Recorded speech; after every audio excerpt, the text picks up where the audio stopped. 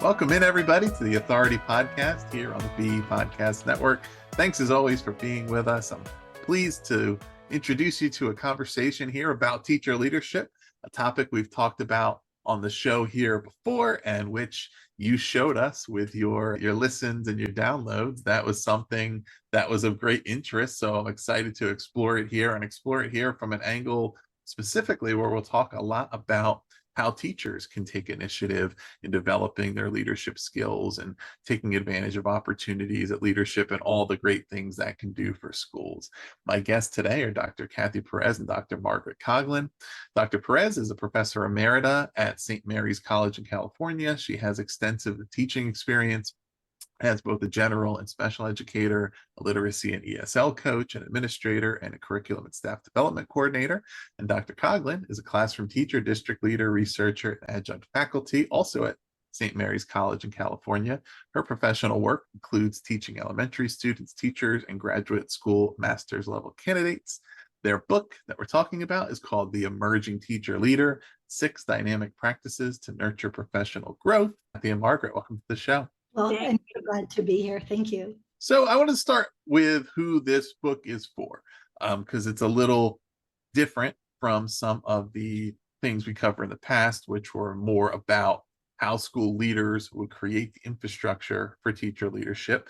And this one really presents a lot of ways for teachers to take charge of that. Margaret, maybe you can fill us in on this one and kind of describe the way it's written and who it's really speaking to. So thank you for that. The book is written for people who are teacher leaders, and teacher leaders work in a lot of capacities outside of teaching in the classroom and within. The book is a way to bridge all of the ways we can support our own teacher leadership growth through the tenure as teacher leaders in our work. It was designed with different chapters in mind that build a way to connect ways of learning about yourself, ways of nurturing your health, creating a growth mindset, learning more about teaching and collaboration and relationships. So you have this ongoing path of teacher leadership throughout your life. We came up with the idea about the book because we both love teacher leadership, and we've been working in the field for a while. And we can learn a lot about teacher leadership, but it does wax and wane throughout our tenure because of the different dynamics that go on within schools and learning and different kind of mandates that come out. And so teacher leadership itself is a path. And this book is designed to be like a handy handbook, a guide, something you could go back to whenever you want to tap into a way to continue the path and the journey in your leadership development. And along those lines, Kathy, can we define further, like, what is a teacher leader currently and traditionally, and how does that, I guess, compare or contrast with what it should be, as far as whether it's a positional role or a formal thing, more informal? Are there and should there be a few teacher leaders in a school? Should it be everybody? How would you define what this really does look like now, and if it should look different? You can kind of indicate that as well. Well, about 20 years ago, Ross, I had a vision that our university really needed another master's program for teachers who want to empower themselves as agents of change and make a difference in their classroom, their school, their community, and whatever facet that is. Teacher leadership is not top down. It's not traditional leadership as we envision it. I wanted teacher leaders, as our book suggests, they bloom and grow like the butterfly on our cover, and they could take many different roles in impacting the growth of their students, their school, their classroom, their community. It could be, they could take the role of coach. They could be a mentor. They could be, as Margaret is, an agent of change in her curriculum development at her school site. It could be any one of a number of things. So it's all about empowering yourself as a dynamic educator. And this book is designed to be a pathway, as Margaret mentioned, for the teacher's journey in education that can take many different routes, but we like to see them excel and perfect their own skills. And we're going to discuss some of these practices and how teacher leaders can develop their skills and the relationships and all the various things that help them make an impact. But I also want to introduce your view on who initiates teacher leadership and how a teacher starts to take on the role, whatever it is in their school, but a teacher who determines, right, that they want to step into more leadership and they want to establish and expand the impact they're having in their school. Like I alluded to earlier, we've had previous conversations here that were a little more about how the principal and the other school level administrators would create a teacher leadership infrastructure and recruit teachers into that. And we also touched a little bit on, in cases where that's not happening, how teachers may self-initiate or indicate that they're interested in that. But I think your book presents a lot more of that piece of how teachers can take that on, right, and take that initiative and begin to pursue it. But I would love to hear from each of you a little bit about what that might look like and how teachers can, I think, self-select and determine that they're interested in teacher leadership and then begin to take the steps to indicate to the others in their school, the stakeholders who are relevant, that they want to do that and begin taking those steps as they're also, of course, going about developing their skills and what that might look like. Maybe Margaret, you want to start with that, and then Kathy, you can add to that as well. So teacher leadership is extremely cool. It's developmental. So as teachers, we think about becoming a teacher and we start to try on this identity hat about teaching. And we have reasons for becoming a teacher. A lot of times they're altruistic or intrinsic, and we're drawn to education because we want to make the world better. We want to help children, and we want to make our schools thrive and the world better and create great thinkers. So I think teacher leadership is an inward outward movement. So whether it's positional or not, the first thing is it's in the person. So you're motivated to become a teacher. You create your identity as a teacher. You learn about teaching. Teachers develop their teaching efficacy, their ability to teach well through ongoing practice and reflecting about their practice. And through that process, they start to know teaching really well. And it works great in their classroom. And all of a sudden, there's this energy bubble that just wants to go outward out of their classroom. And teacher leadership in this sense is an outward movement. It's a way to connect our learning about teaching and our understanding about children and our agency to help the world and the education world be better for kids and learning, and for us as teachers, outward out of your classroom to connect with other educators. So it begins kind of as a seed, being a teacher leader in your classroom. And originally that was like one of the big definitions of teacher leadership, was that it resides in your classroom. That's the foundation for teaching and then for teaching leadership. But we've learned over the years that teacher leadership can't be contained. It has to be something that is an outward movement.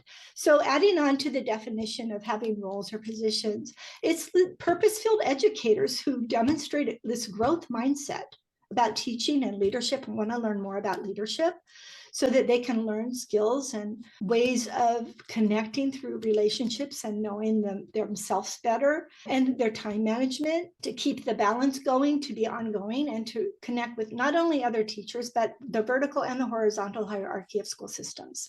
So they're the catalyst for change. And we have wonderful people all through our school districts who are in all kinds of positions, and it can be positional or non-positional, but it's an embodiment that what we do matters, teaching matters, every child matters, and together we can build this collective efficacy to make schools thrive and to help students learn.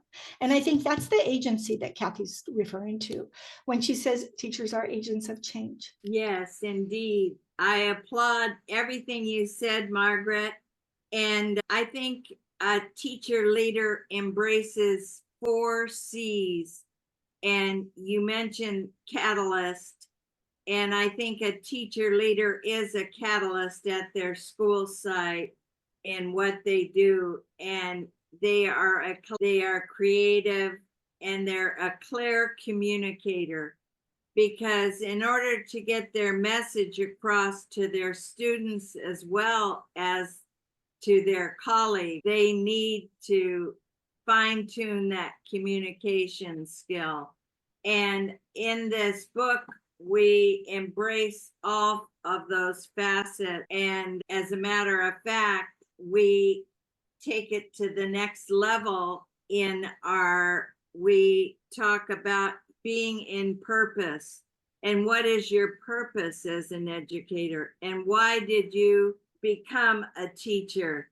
And we've got to personalize it. We've got to press the pause button and give teachers time to reflect. And that's what this book does.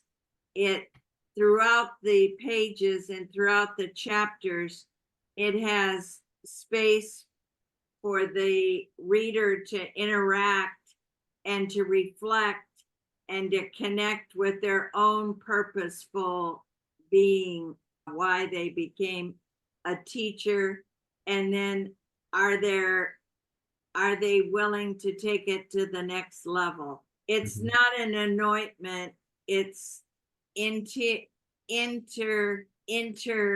qualities, qualities. It's trying to, so leadership is like this infinite horizon, no matter what field you're in. And teacher leadership is part of that. And for teachers, we talk about leading your classroom, but it's also about learning about your own leadership.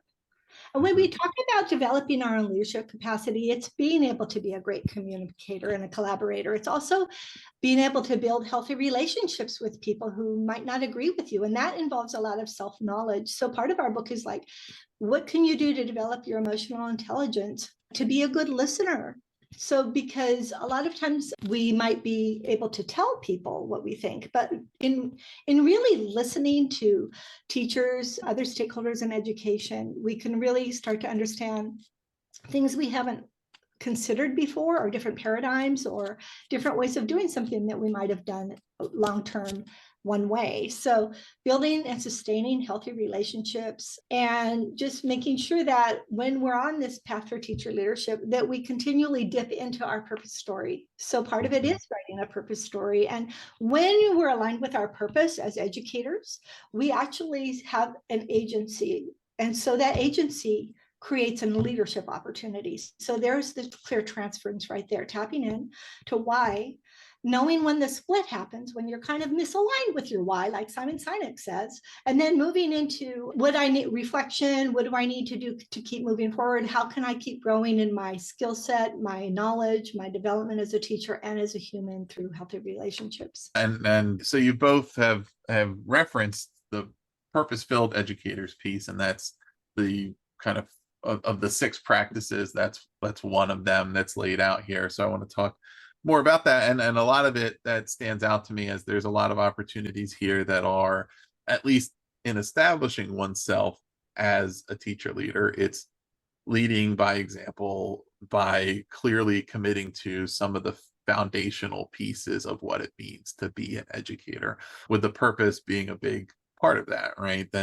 And for all educators, it's important in that role to understand your purpose and what's bringing you to the profession, to reconnect with it consistently and stay connected and in alignment with that purposes, and in then going on and defining it. You mentioned the purpose story, right? Being able to articulate what that purpose is, and I think explain how it's leading toward the things you're looking to achieve in that role. And I imagine that that is part of the, I guess, opportunity to really influence peers and make an impact is their ability to clearly see, okay, I can see how this other teacher is really staying in alignment with their purpose. They're giving me some insights on how I can do the same, particularly when we know the challenges around teacher burnout, right?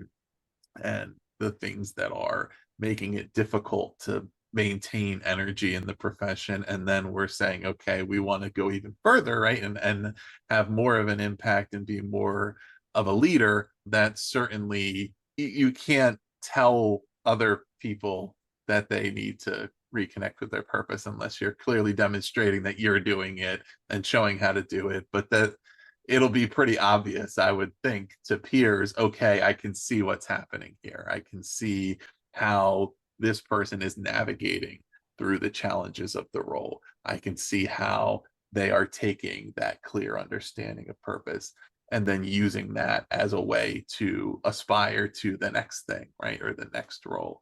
But can you add a bit about what that focus on your purpose is about and that purpose story? What does that look like if I were a teacher and I'm trying to think about, okay, how do I kind of know what my purpose is, right? But how do I really activate that and tangibly bring that to the surface and really use that in my day to day?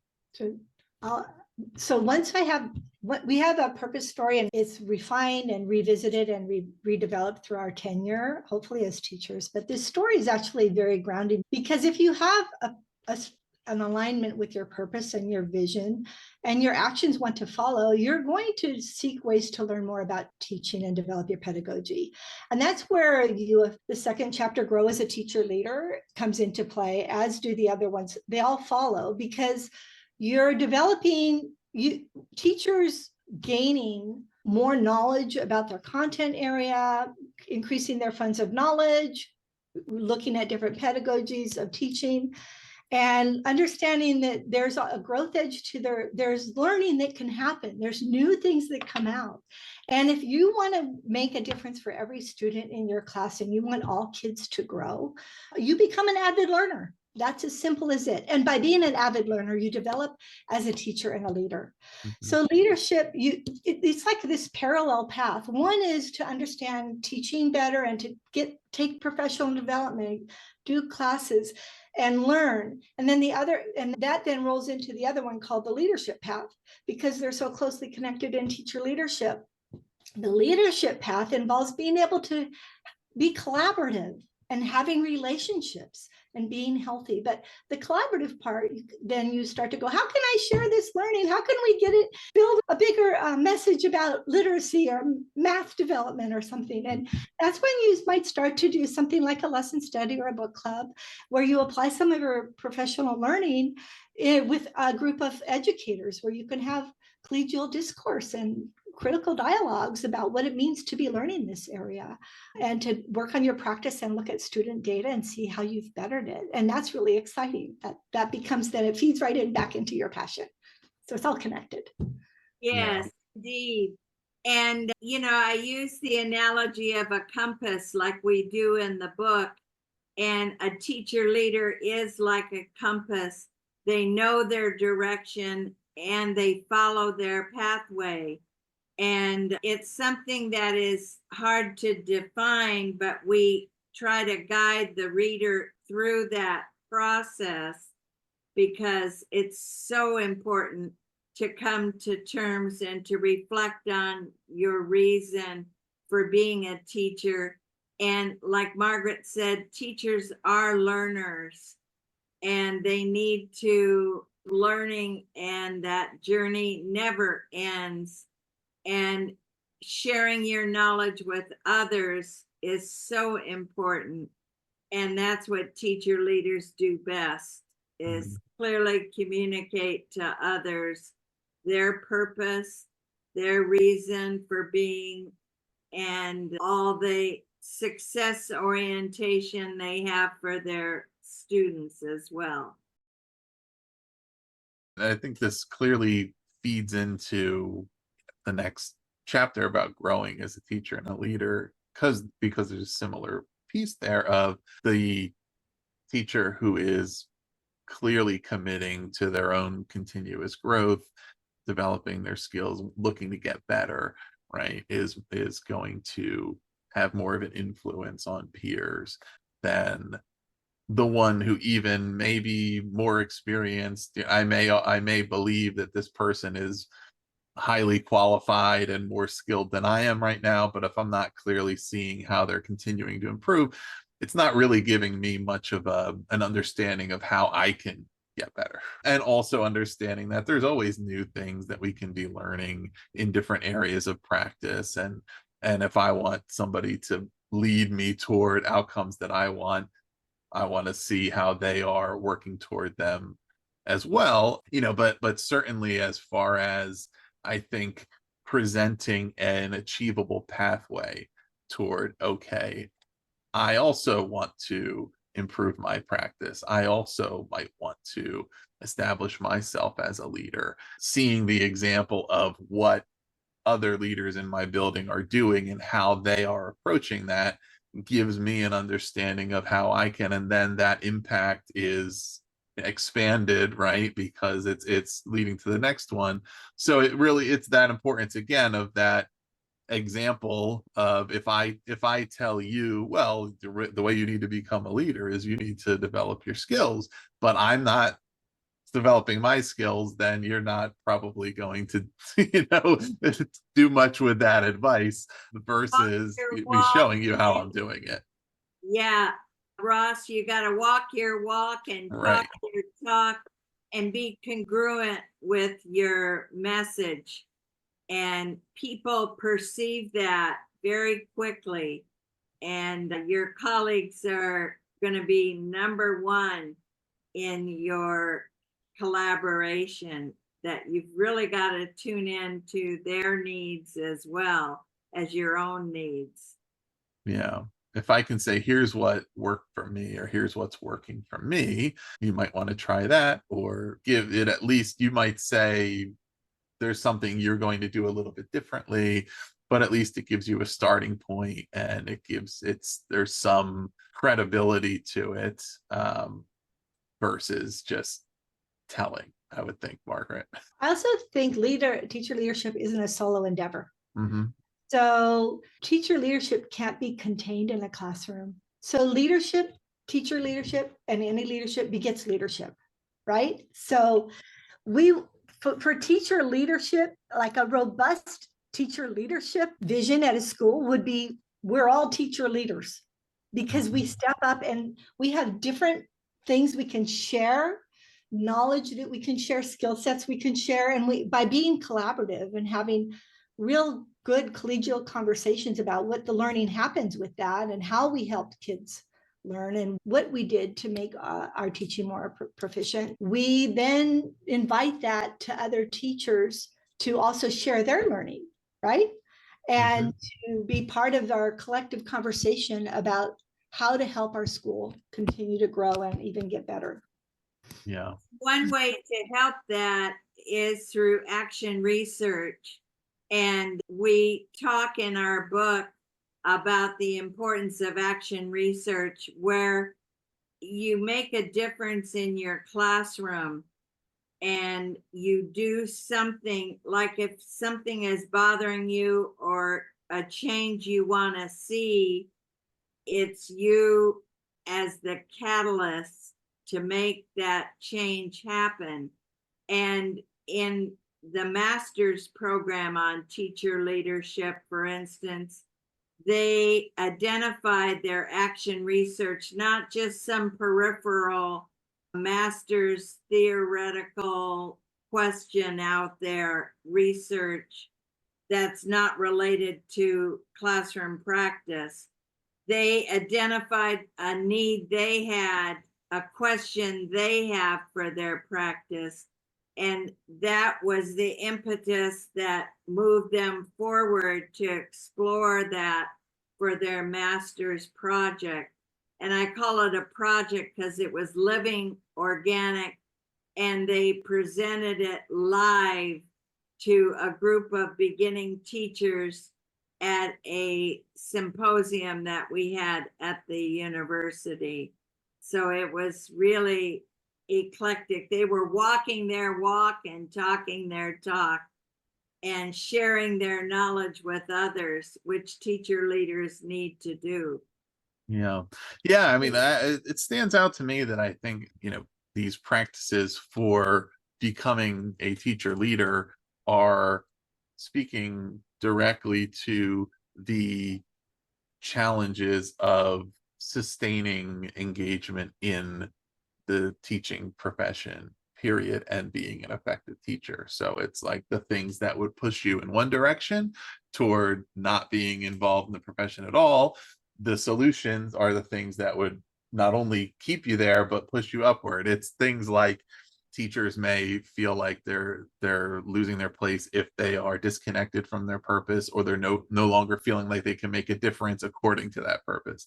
If they feel overwhelmed, or that their skills are not matching up or stagnated, or that the professional learning they're engaging in is not meaningful, or that they're just too busy to do professional learning, right? If they're feeling isolated, alone, not part of a community, not collaborating, not having relationships, or if they're not engaging in self-care and feeling burnt out and not really having a solution for that all of these things are kind of addressed here, and saying, okay, and the leadership aspect of it being that so many of them are the things that either, like, once you sort of get disconnected or disengaged from it, it's like it's hard to re-engage without an example. Some of the things, one of the strategies is around taking care of oneself, self-care, and the urgency, I think, in strategies around that.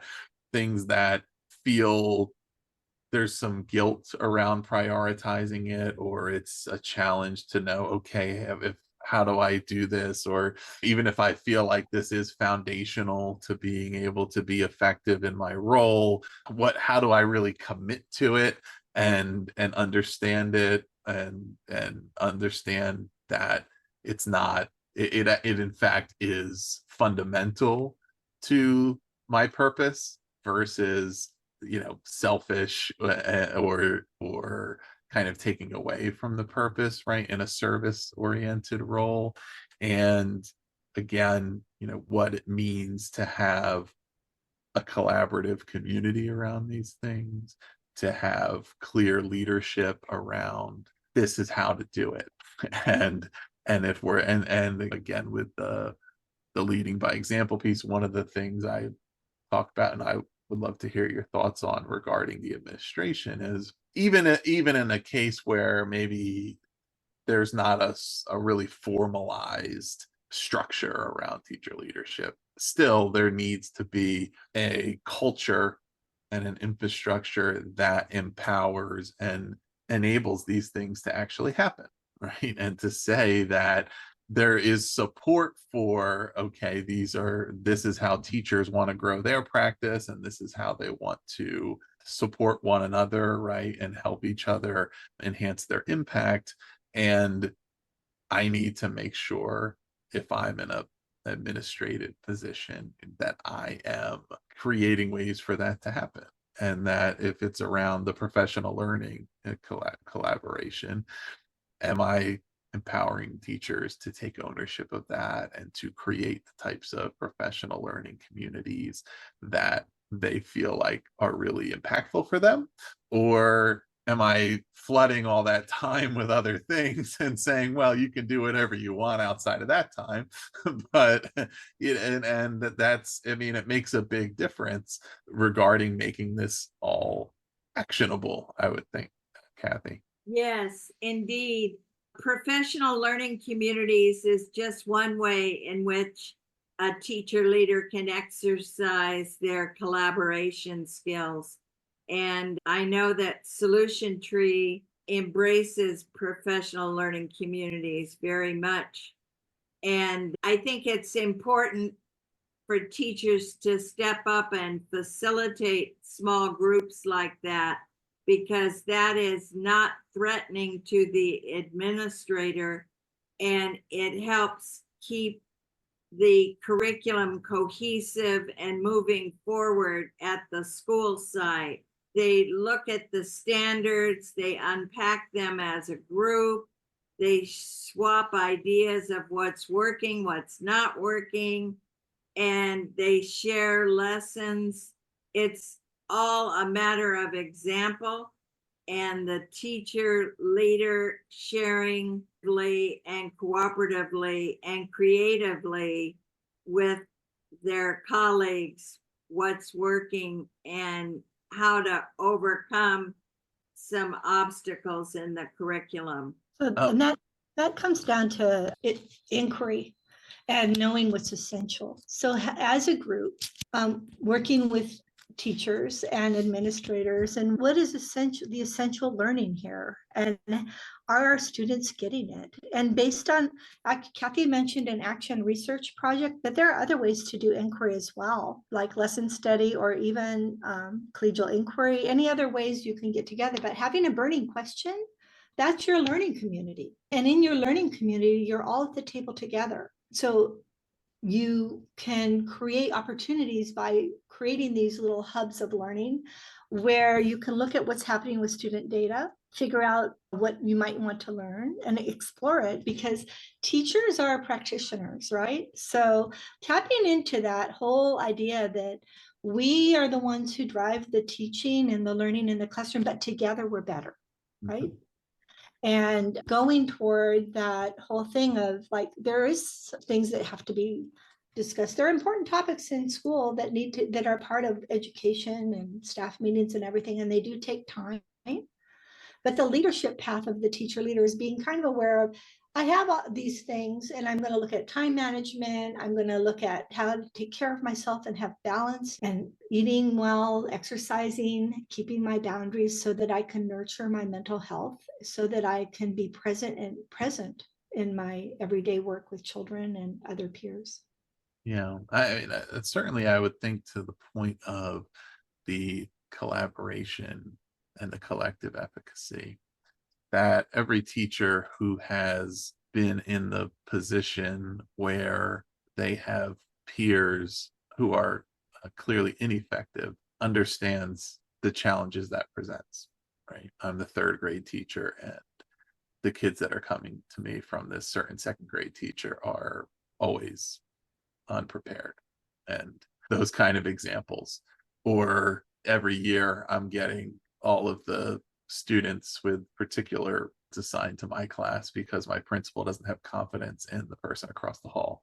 And while I'm glad they have confidence in me, at the same time, this is a lot to try to meet every single one of these students' needs, and we probably would be able to do it better as a school if every teacher had high levels of efficacy and we could each have a manageable workload. So, but at the same time, I may be experiencing that and understand that, but not necessarily know what can I do about it. And how do I, as just one of these teachers, create or take strides toward that, and what's the timeline, and how long does it take until we get to a point where we know that, mission and purpose perspective, no matter what classroom any student in this school is in, they are equally well served, and they are getting the type of education that they deserve. I know that I can rely on my colleagues to be able to support me, and vice versa. I know that these gaps that sometimes exist are not here anymore because we have this collective efficacy and these ways of collaborating together to make each other better.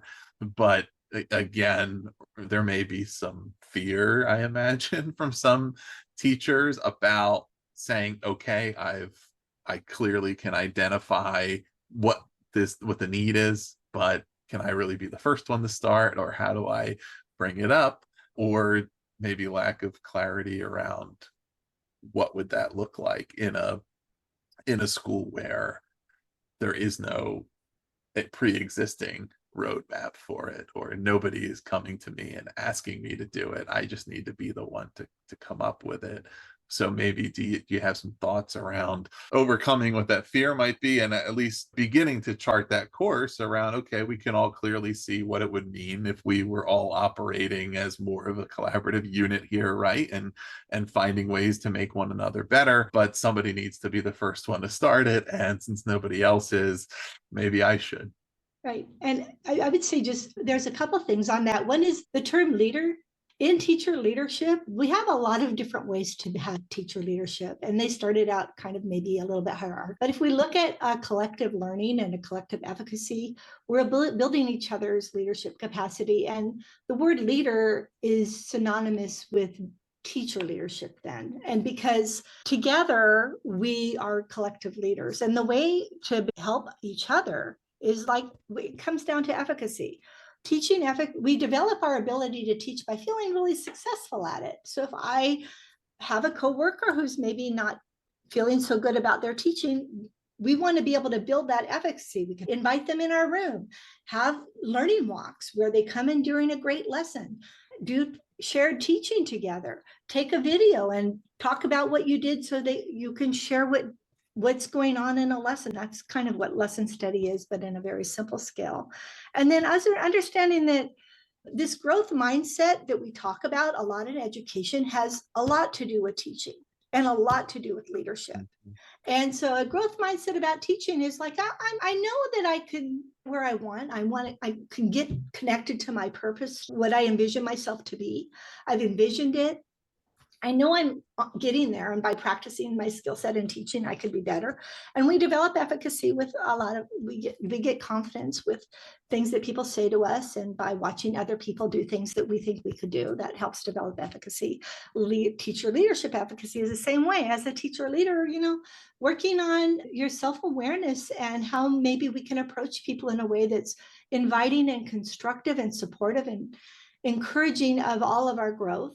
And understanding that teacher leadership involves a lot of emotional intelligence and being able to understand how to approach something so that you can convey what a lesson might look like to someone who maybe hasn't considered it could be that way before. Maybe the paradigm of education, we've grown a lot since the last century. We teach differently now, right?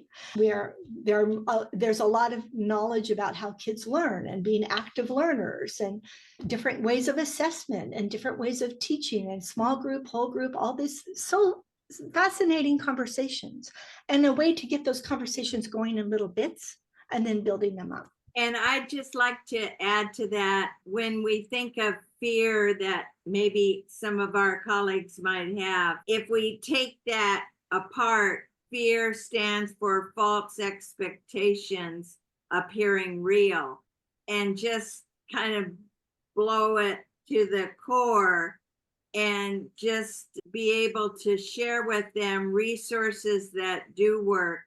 Like maybe inviting them into your classroom is not your comfort zone, but sharing an article about some of their challenges or what they're fearful about might also help. And that's what I've been doing in my role as an instructional coach, for instance. Teachers are very appreciative of that. Also, resilience. You can model resilience and how you can become more resilient in your role as a teacher leader. And that helps other people see you walk your walk and talk your talk. And the collaboration piece can start very small with just maybe a teacher buddy, and then gradually expand it out to a whole grade level team or a primary team and an intermediate team, whatever at your school site. Yeah. I mean, I think a through line of a lot of this is taking ownership and taking initiative and understanding that we have to create what we want it to be, right? And another way of kind of looking at the growth mindset versus the fixed mindset and getting there is looking at the default versus the the customized version according to what we want, and saying, okay, a lot of times when we get stuck in this belief that things aren't going to work, or this student is not going to progress, or I'm unable to do these things that I want to be able to do. It's okay, if this continues on according to the default settings, if we keep if this student is struggling and we keep teaching them the exact same way or doing the exact same thing we've been doing, then yes, they will continue to struggle.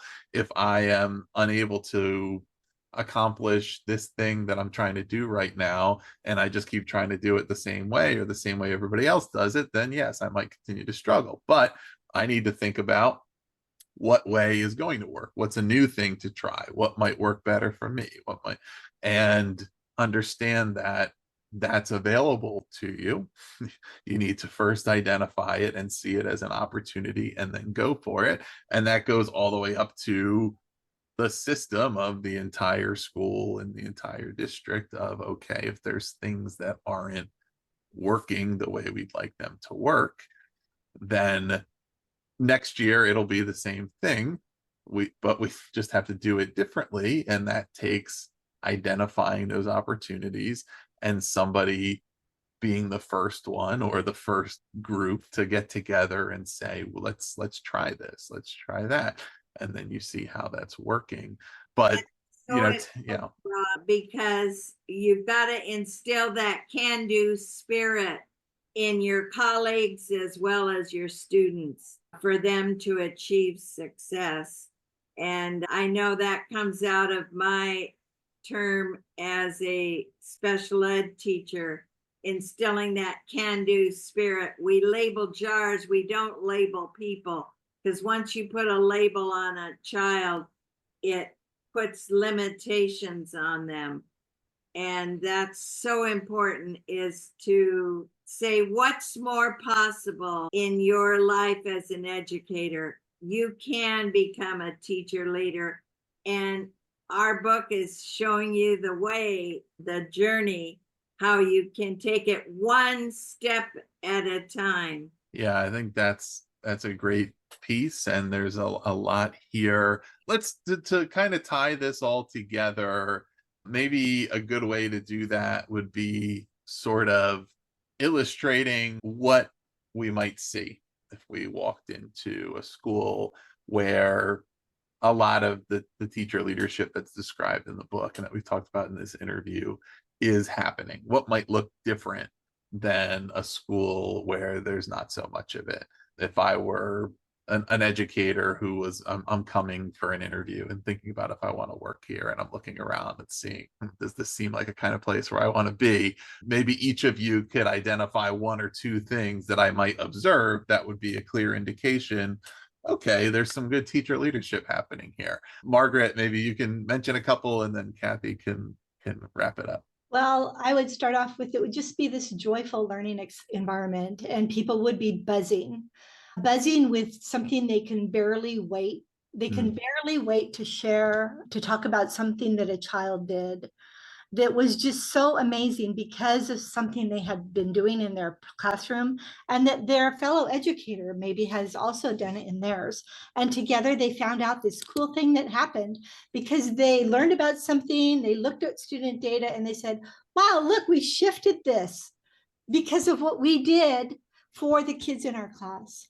So I would say an environment that's just really positive, and also one that has teachers able to ask hard questions of each other. And it's okay because it's collegial dialogue. It's dialogue all based on inquiry. Where can we learn more about this? Or where can we go find this? Who can we visit in our school to see this?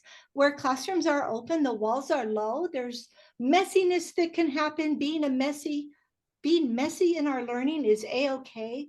Perfectionism is kind of boring, where the administrators and the teachers and all staff members, everyone is sharing a book together and talking about what they see in a book about learning or practice that is a shared learning among everybody. So we are all stakeholders in the same stake of making every day matter for every student, because we are all interested in the success of every child. That's a school that I would say has teacher leadership. I want to underscore the joy that Margaret talked about, because as soon as you walk in, there's got to be this feeling of happiness and joy, and as well as hands-on, minds-on learning. Kids have got to be involved in their learning, and teachers have got to be involved in their teaching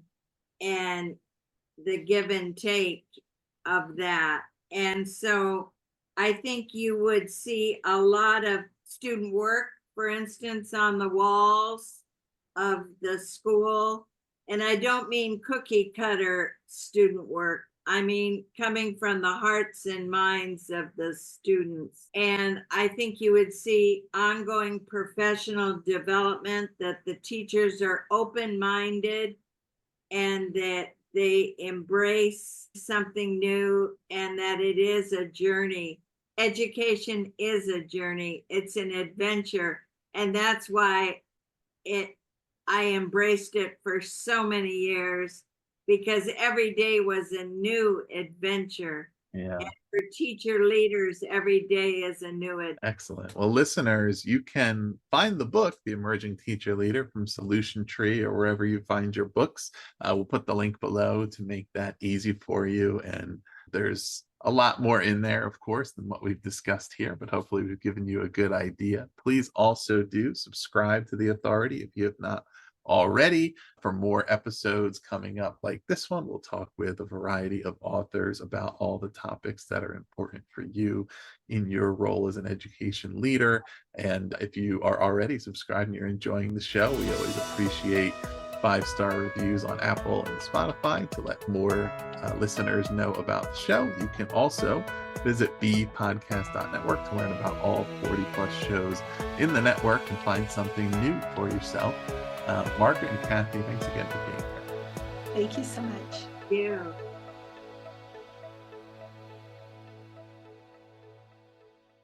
This episode was edited by Gage Sanderson.